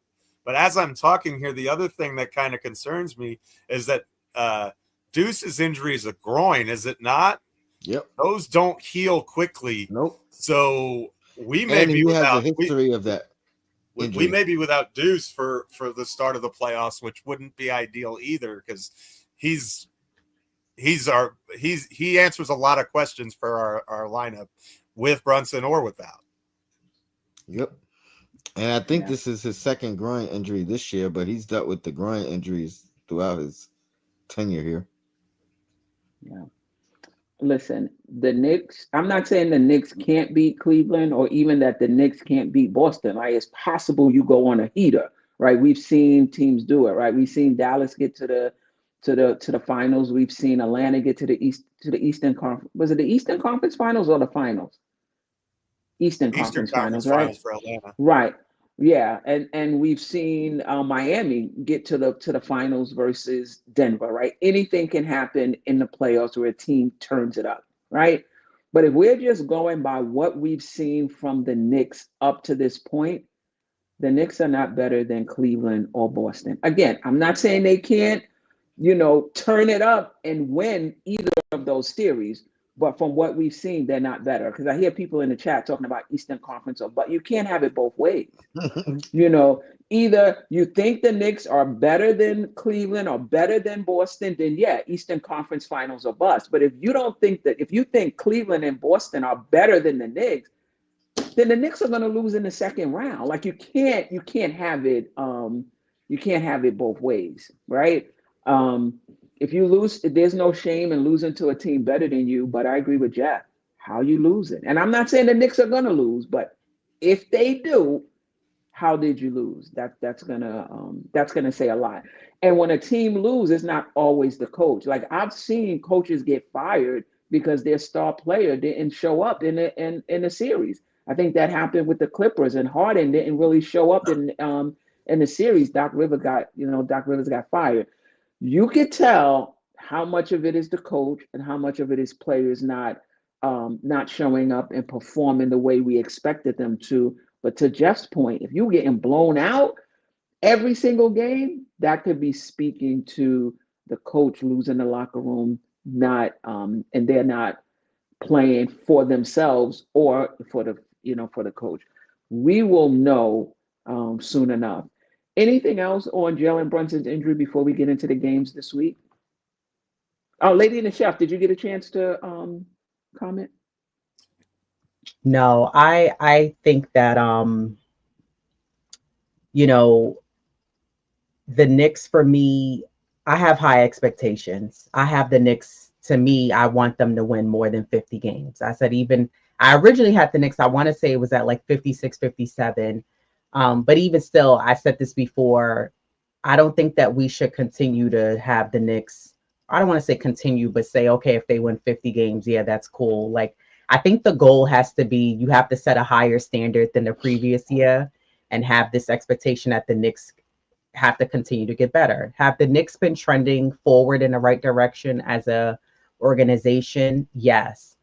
I think for me, there's still some questions as far as this roster makeup. I don't know if this is the right roster makeup for this team. And I think that Brunson being out, and I said this before, I think it's a good thing. It's exposing who we have on this team and what they can do. And I think the guys that we have here, the skill set and the talent is there, but I don't know if they are good enough to make it happen without Brunson there. Do I think that there's a caveat to that? I think that they can make it happen, but some of it for me falls on Tibbs, and that I think that if you had a different director, a different leader and a coach, he can make things happen with what he has with this roster, which again, you have the talent of the players there. But I think that, we have to have a higher expectation. Then as far as the playoffs go, I look at Cleveland, who has somehow started losing games. And I don't think that they're necessarily unraveling or crashing out. But, I look at the teams that beat them, Sacramento, the Clippers, teams that just have been, not that great this season. And then I looked at Boston. They played a back-to-back with Brooklyn. They beat them, Brooklyn, the first time, and the Nets beat them the second round. I think what I'm trying to get at is every team is beatable in the NBA. But for some reason, the Knicks, and we saw this last year against certain teams with the Knicks too, where they just could not figure out a way to beat certain teams, whether it was Boston, whether it was Dallas. And I think that that's something that this team has to figure out. How do you beat those teams that are a little better? I feel like the Knicks play good against teams that are kind of evenly matched against them. Yeah, the games may be close, but they play well. But then you have some games, and then I scratch my head of teams that are just not that good and they've been struggling, and then we blow those games as well. And I don't even want to call those trap games. The Knicks just didn't play well. But I think when it comes to the playoffs with a healthy squad, I have some questions because I don't know if we have enough from the coaching aspect, if that can get us to the next level, the next hump. I think Tibbs has done enough to get us where we are now. And I don't think it necessarily just has to do with a championship. I'm talking about getting past the second round. No, we don't have all the pieces in place that we need. But I think that at the same time, I saw Eddie C say this, shout out to Eddie, and it's true. You don't want to waste a guy like Brunson's time while he's here. The front office done a good job bringing in who they need to bring in here? Yes. I absolutely think they're going to make changes in this offseason because they're watching, they're waiting, they're seeing, even before we get to the playoffs. And I think with those 8 games, I agree with you, Steph. That's more than enough already to see that they haven't been good. And I don't think that's just a mental toughness issue. I think that it's just like, when you really watch those games, you're like, wow, like something's missing. There's a disconnect here that this team just playing together as a team is just not there. So I think that this team, I think we need roster changes, yes, but I also think that I'm not sure, nor do I feel confident enough. Do I think that we could be more of a Cleveland and Detroit? Yes. Boston, I'm still on the fence, but I still think that we need changes when it comes to coaching to bring us to that next level. And I think that there's a disconnect there. I think, again, Tibbs has brought this team from the bottom of the barrel when we had our Randall days and brought us to a better level. We've become known as a playoff team, which is great. And that's something that I wanted for a long time. But now I think that I don't want to, like, even this season, I think as fans, you could kind of go, I'm not sure, with the first round. Is it going to be tough? Absolutely. And then you go to the second round and you go, okay, even with a healthy team, can this Knicks prevail? Can this team prevail and get past that? And I'm not really fully confident and sure if we can. Do you think, though, when you say Tibbs can't take us there, do you think that's something that the regular season shows you, or do you think the playoffs will tell us that? I think it's a combination of the two. I think the regular season, because of schematics, the schemes and setups, certain adjustments, and just Tibbs' decision making, sometimes it makes you scratch your head and wonder, well, why you did that? And Tibbs was doing this even before we had the guys we had now. I'm talking about even when we had RJ, when we had Quickly. Sometimes you was like, well, why? And Tibbs even, he held himself accountable in post-game conferences and said, I shouldn't have did that move. I should have kept, RJ out, and I don't know why. But I just think that when as a coach, Tibbs is a good coach. I'm not taking that away from him, but I think that he's stuck in this one box, and we need someone who could try it a different way and expand that and, elevate what we have here. And it can be done. I'm very confident that it can be done. Do I think that the roster is a little, I'm not sure, like, especially when it comes to the bench, there's not enough depth there. But I think that you can still, with the right coaching, you can really get into guys to get that mental toughness there, to really lock in, to play better team basketball, better defense. And that was something else that we spoke about. I believe it was last week after we finished the live. I remember you challenged me and asked me, you said, in what ways, what do you feel like is missing that are bad habits? Because I said, I feel like the Knicks still have some bad habits that have been lingering for the past few seasons that we haven't corrected. And one of the things I think is like the defensive effort. You know what I mean? Like, we still see guys so far back from the perimeter, so far back playing man-to-man, playing help defense. And I'm like, we need like better adjustments when it comes to that to be corrected. And again, it can be done. I don't care what level you are in this league. I don't care if you're a rookie, if you're a veteran. As a coach, you're the leader. You say, this is what I need from you. When we're watching film, we correct it, and you got to get better on that. And I just still feel like little things like that. The Knicks have been good offensively. I haven't had a question with that. But defensively, I feel like under Tibbs' tenure, we still look the same. Has it gotten better? Yes. But it's not like to the point where you're like, oh, we are a better defensive team. It's a better concerted effort. And then consistency as a whole with this team, I feel like is missing as well. When Brunson first went out, the Knicks played 2 hell of a good games when we beat, I think it was Portland, Sacramento. I was like, wow, look at the Knicks moving the ball, playing unselfish basketball. You saw Mitchell Robinson grabbing the ball, kicking it out. The guys is playing well, and then they move away from that. And I think even when you have Brunson there, this happens where the Knicks move from what works. And I just think that, like, again, I think Tibbs has brought this team to where he can at whatever point he can, knowing a first round, second round team. But I think we need a change in somebody who can get them better during the regular season. I'm not looking for perfection, and then even better and ready for that postseason where it turns up. Is there a specific candidate that you had in mind? I don't yet. And someone asked me that in the chat the other day. They said, "Ooh," and I think that's important. Right. Absolutely. I 100% agree with you guys. Someone asked me that in the chat. They said, but who? You keep saying this, but who? And I said, I really want to do my research, but I will say, and I said this to Diva on our live on Saturday, I think that we need a coach who is almost like how you have, you need a coach here who's going to say, this is the system, and the players buy into that system. But you need a coach, to me, the Knicks need a coach almost like a very stern college style coach who can also coach the NBA, but they have a system that works no matter what players you have on the team. Like, this is, trust me, trust with the system that I have here, and I promise you it's going to work, and we're going to continue to get better.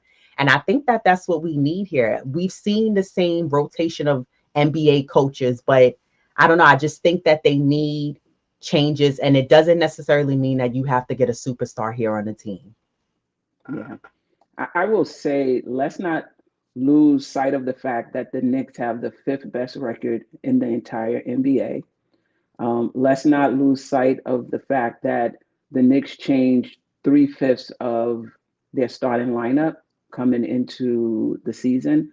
Let's not lose sight of the fact that as much as we want the Knicks to be a better defensive player team, you got 2 players in your starting lineup in Karl-Anthony Towns and Jalen Brunson who are not good defenders. And you're asking the other 3 to do a lot, right? So I understand that Tom Thibodeau is a defensive type coach, but you have to have the players in order to make that happen. I don't see this Knicks team being better than 12 with Mitchell Robinson. I don't think this is a top 10 defense, in my opinion. And the last thing I'll say is coaches are fired. When you get to this level and you're a championship contending team, it's all about how you perform in the playoffs. We can sit here and we can give kudos to OKC and kudos to Houston and kudos to Memphis, all of those things. It's all about the playoffs. So just because Cleveland, I should say, those teams are doing well in the regular season, it means nothing. What are they going to do in the playoffs? That's where Tom Thibodeau is going to be judged, right? And if he doesn't get it done in the playoffs, he's going to be out of here. But that's the same for Cleveland. That's the same for OKC. That's the same for Houston over time. I think the question becomes, do you fire a coach who, if they lose to a team that's better than them, right? And I think the second thing is, and I say this all the time, we're so critical of Tom Thibodeau as if we know, and this is not to you, Lady&TheChef, I'm just talking about the fan base overall, as if bench coaching is black and white. And Tom Thibodeau made a decision that 90% of coaches would not have made. And we criticize him as if we know how NBA offenses run, how NBA defensive run. And I'm not saying we can't criticize Tom Thibodeau. I'm just saying as a fan base, we criticize him with the fervor as if we know what should have been done and he didn't do it, right? It's never, I don't understand why he did that, or what went into that decision, or I would have did something else. It's never that. It's always Tom Thibodeau should have did this. As if we have all of the factors that's going into the decisions that we're making.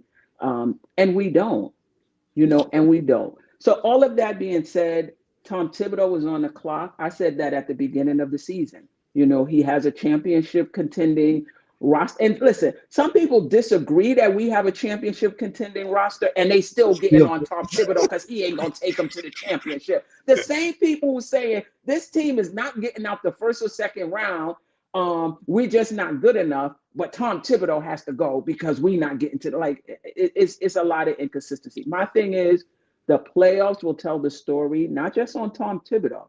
The playoffs is going to tell the story on Jalen Brunson as well. We've seen him have good games in the playoffs, but that's different when you're a championship contending team. We saw Jason Tatum have good games in the playoffs. He still got the smoke when they didn't win. Same thing with Giannis. So this is another level for Jalen Brunson as well. This is going to tell the story on him. This is going to tell the story on Karl-Anthony Towns, who doesn't have a sterling playoff performance record as well, on Tom Thibodeau, and on the front office, who took a big swing, bringing in Cat for Devo and Julius Randle, and giving up 5 first-round draft picks for Bridges. So everybody is on the clock, in my opinion, when it comes to postseason play, not just Tom Thibodeau. And again, Lady&TheChef, that's not just for you. That's for the just my thoughts for the entire fan base.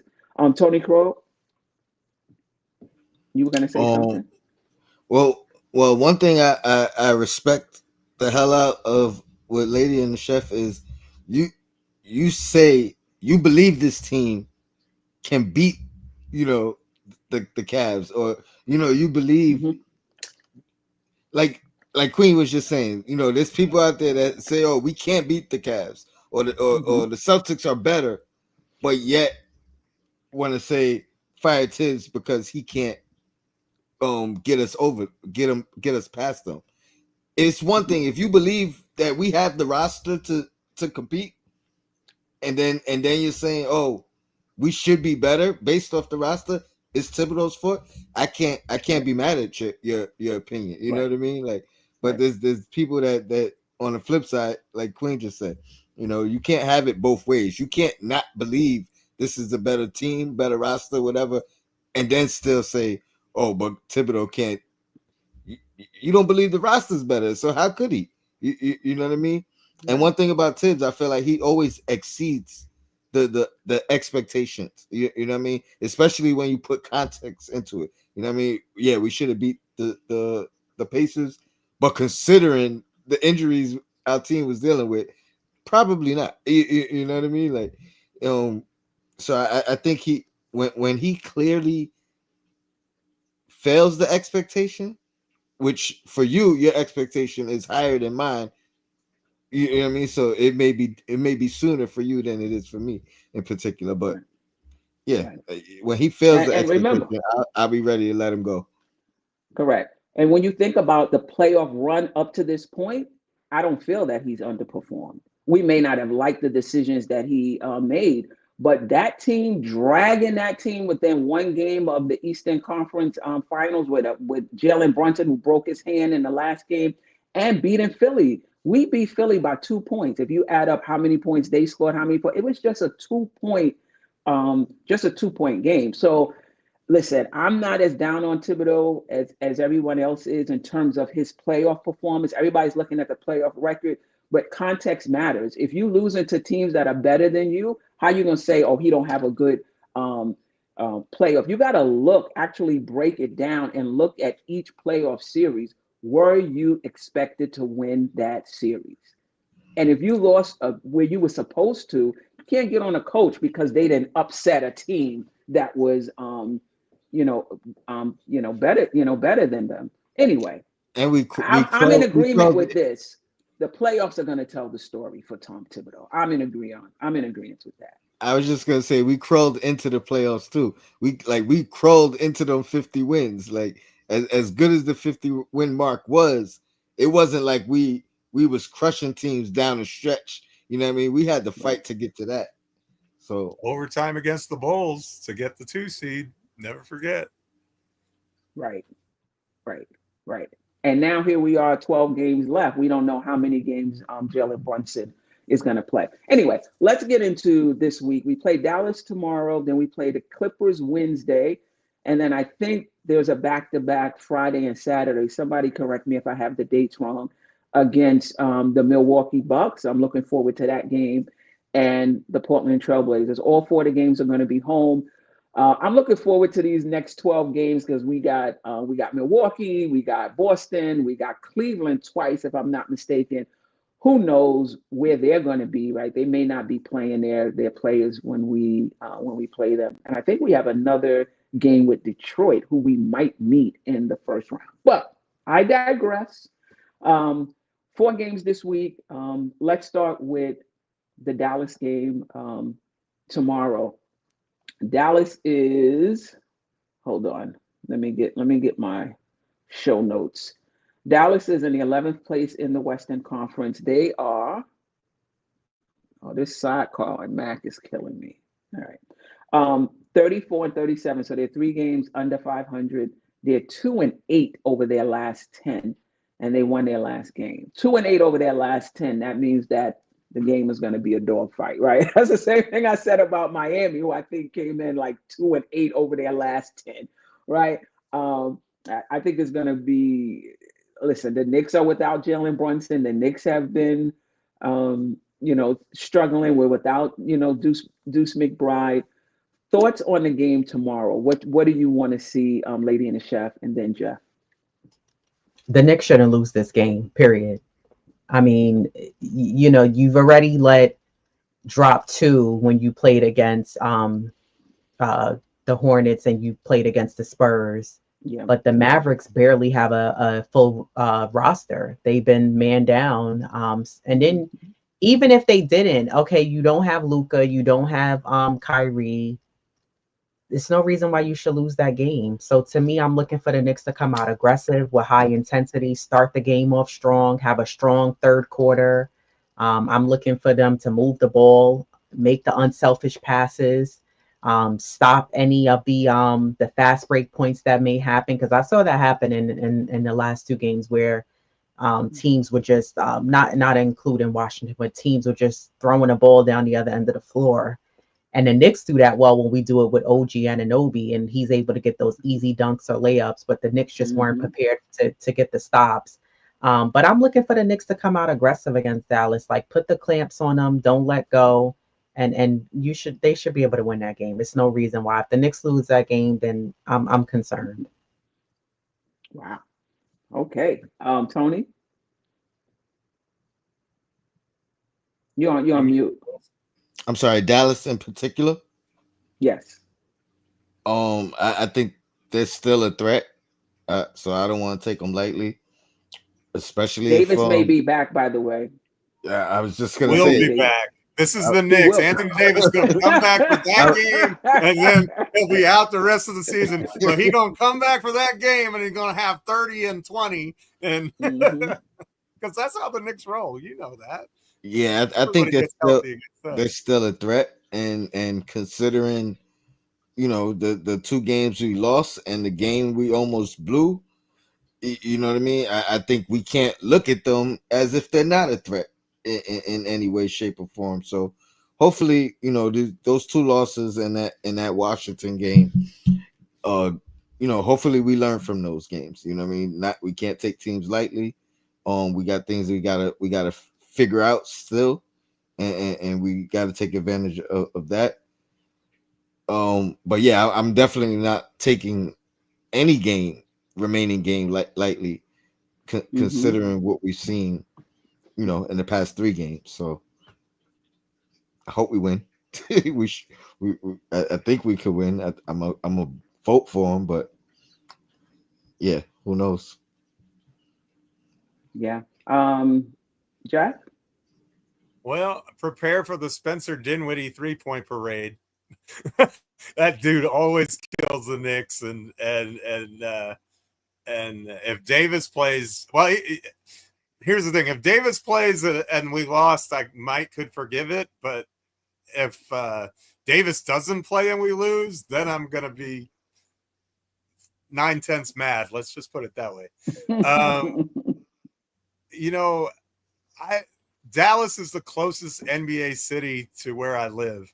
And so I'm surrounded by Mavericks fans, like everywhere.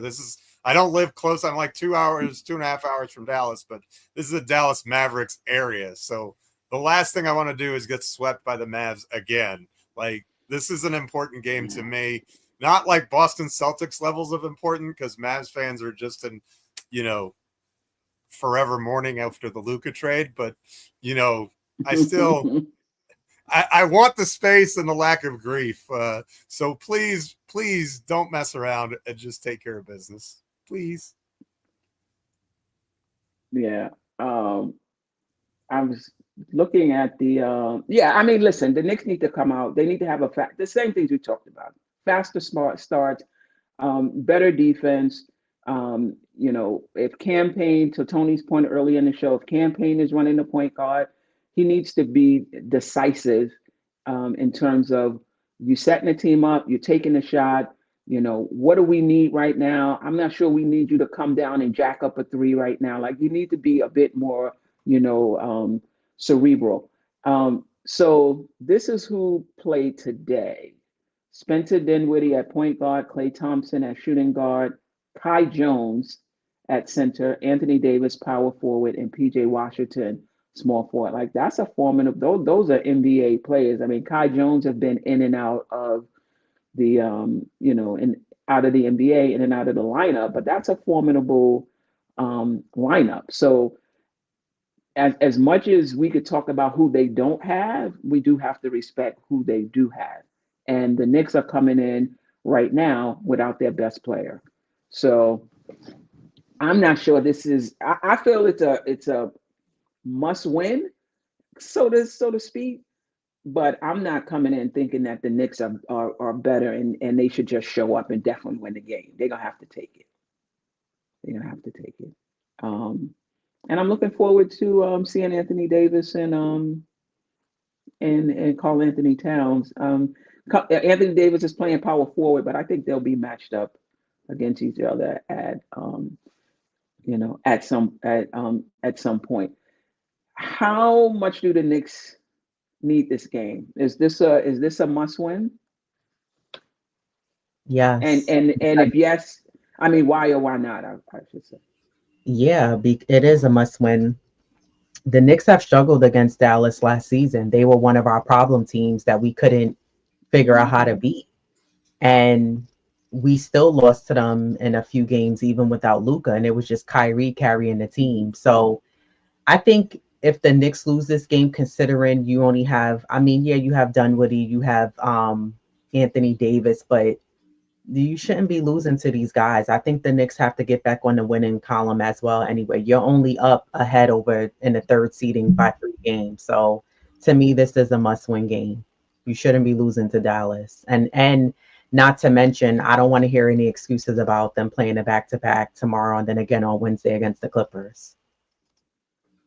Well, Dallas is coming in off back-to-back. Geoff?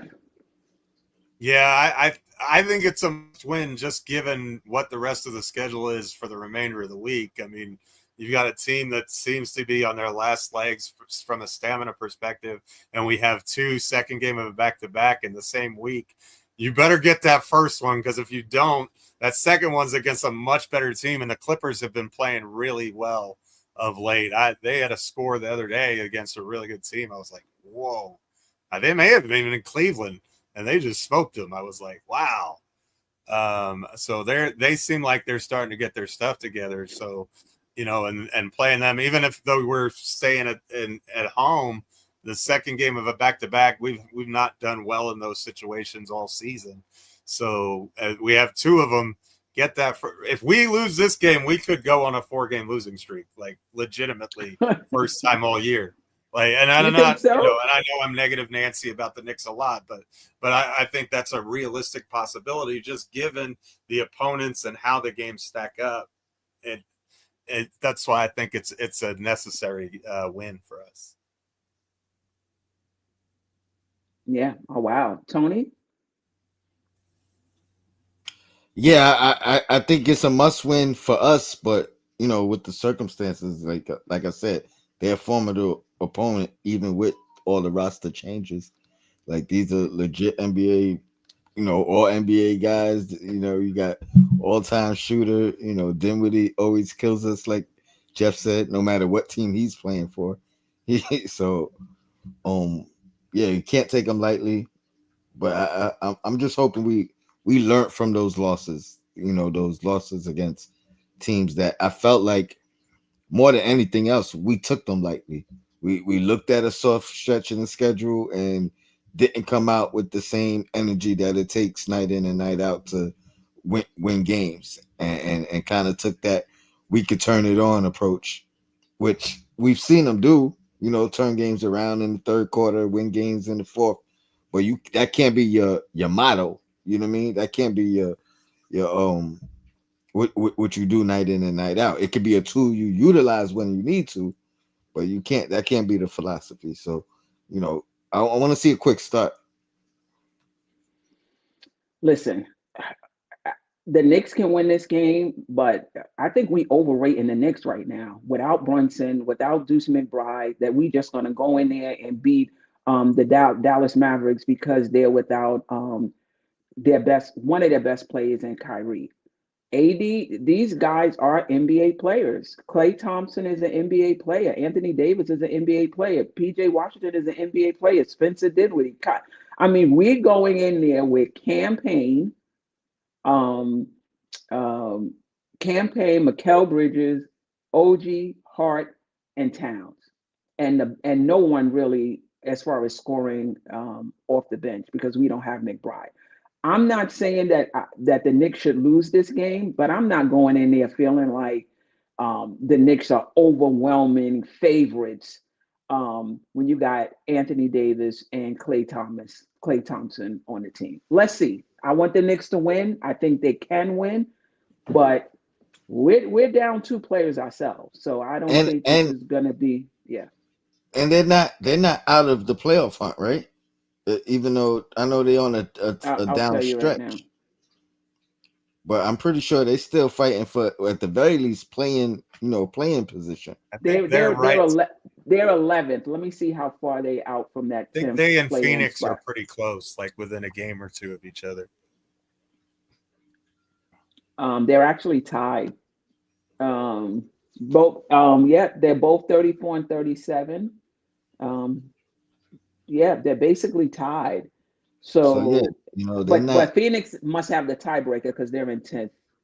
But my point is they haven't given up on their season. You know what I mean? Even with the injuries and roster changes, I'm pretty sure they beat us without Luka the last time they played us. If you'll recall, Doncic didn't play when the Mavs beat us. Yeah, again, they're formidable, and it's not like they're giving up on a year. You know what I mean? I don't think. I think they would rather be in the play-in than relying on whatever draft pick they bring it in. Right, and to be clear, they're only down 1 of their best players because Luka's no longer on the team. He was traded for AD, and AD is one of the best players in the league, and he's playing. Right, so they're without Kyrie. What about predictions for the rest of the week? Again, Dallas, then the Clippers. The Clippers, by the way, the Clippers are 8th place right now. They're 40 and 31. They've won 8 out of their last 10 games. Well, they're 8 and 2 over their last 10. And they won their last game. Then we play Milwaukee, who's 5th in the Eastern Conference, 40 and 30 on the season, 5 and 5 over their last 10. They've won 2 straight. And then Portland, who's 12th in the Western Conference, 32 and 40, 4 and 6 over the last 10, having lost 1. So this is a tougher week for the Knicks than last week when we played Miami, San Antonio, Washington, and Charlotte. This is definitely a tougher week. What's your predictions for the chat as well? Your predictions 4 games this week. 3-1. 3-1. 2-2. 2-2. Okay. I'm actually going 2-2 as well. I think we're 500 without Brunson so far, right? Yes, 4. I think 4 and 4, I believe. Yeah. Yeah, I think that continues. Yeah, and these games are tougher, than the last bunch. So, yeah, I'll go 2-2. To me, that still means we cleaned some things up, but we didn't get still got things to figure out as well. Yeah, I'll say 2-2 as well. I know we may have the talent, but how that talent meshes without Brunson, hasn't been great. And Deuce.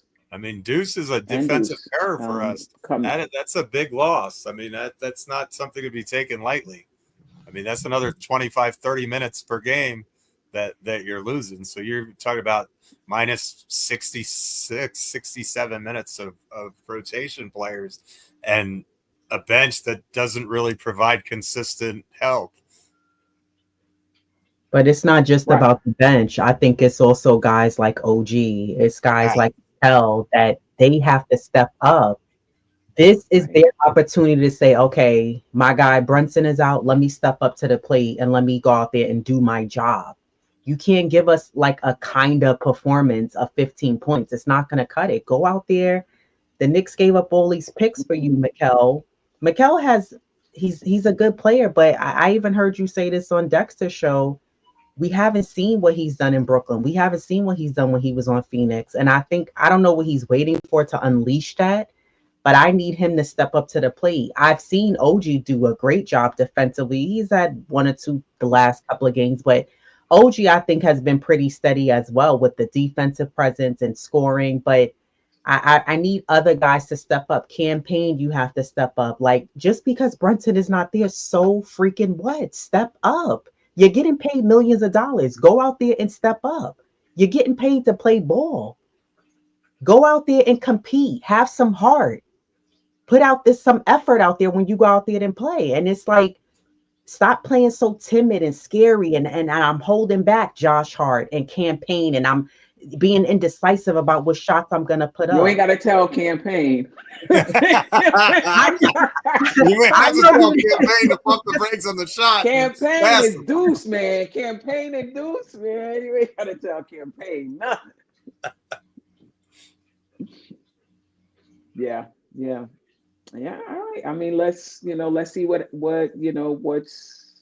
happen. Any last words and what you guys have coming up next? Great show, Queen, as always. Like I said on my show earlier, I'm moving within the week, so don't know exactly what day it is. I gotta get settled in, so I might be delayed next week, but once I'm settled in, I'm back full time. There you go. Nice. Yeah, check out Two Knicks Chicks. We come on now. We're on Saturdays at 10 a.m. And check us out on Thursdays as well. We're on at 7 p.m. recapping the Knicks games. And we're getting back into the swing of WNBA season. So New York Liberty looking for them to run it back for a second year. So. And y'all make sure you check out Queen's interview with Dexter Henry. That was fire. If y'all haven't seen it yet, please check it out. It's really great stuff. It's the same brilliance that you're used to when she's here, but she just does it on a different platform. And it's really cool to see because she had a lot of questions and not much time to prepare. So she really knocked it out of the park. So make sure you go support. Yeah. I can't wait. Yeah, I'm about I appreciate to watch it that. right now with my food. Yeah, I appreciate that. Thursday, Dope Soul Sports Talk, the weekly show, 9 p.m. Do the Knicks? Oh yeah. Knicks play Tuesday and Wednesday, so we're in the clear on Thursday. Me, Geoff, Jarrell, Ajay, and whoever else wants to drop by. Lady&TheChef, you're welcome to drop by anytime. I think you have the forever link. If not, I'll give it to you. Tony, you have it. You guys can drop by. At any time. I'm looking forward to the show. Shout out to the chat. Let me see. Old Head, I appreciate you. David G. I'm not going to get to everybody. On Dios NYK.